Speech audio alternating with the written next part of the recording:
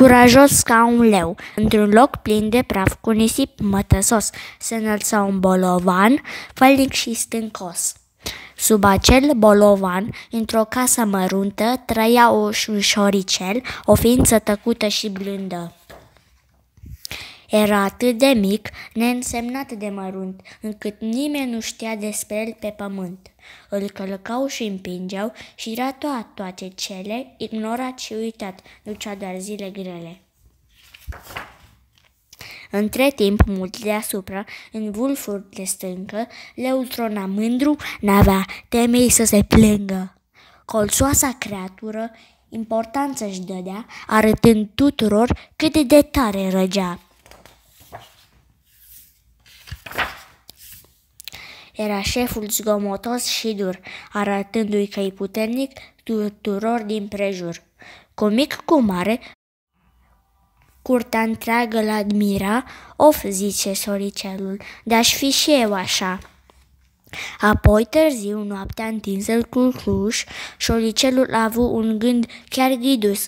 Sări în așternut și zise convins: ce-mi trebuie mie un răget de neînvins? De ce șoricelul, un șoricel cu al său slab câțăit, n-ar fi mai fioros și mai puțin smerit? Ar fi tot cel mai mic dintre șoricii mărunți, dar s-ar simți mai bine și ar avea prieteni mulți. Da, gândi șoricelul, așa am să fac, o să învăț de îndată cât mai tare să rag. Dar vai, e doar unul, ce-ar putea să-l învețe și ar putea tot așa din el să se uspețe?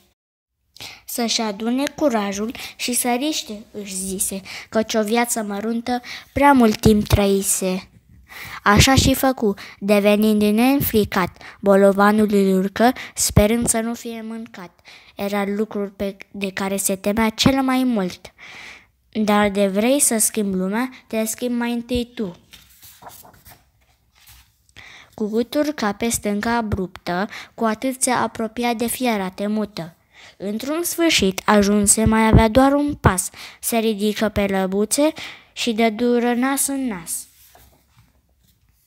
Îmi cer scuze, domnule leu, eu cât te-aș ruga, că poți cât să mă înveți, săraca dumneata.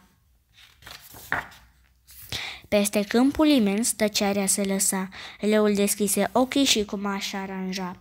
O clipă trecu, mai încet ca un secol, leul deschise gura și scoase un țipăt.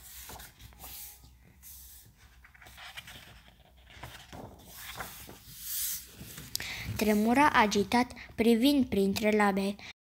Să nu-mi faci rău, plânse el. Te rog, fii drăguț. Cine ar fi zis că leul se temea de un șoricuț?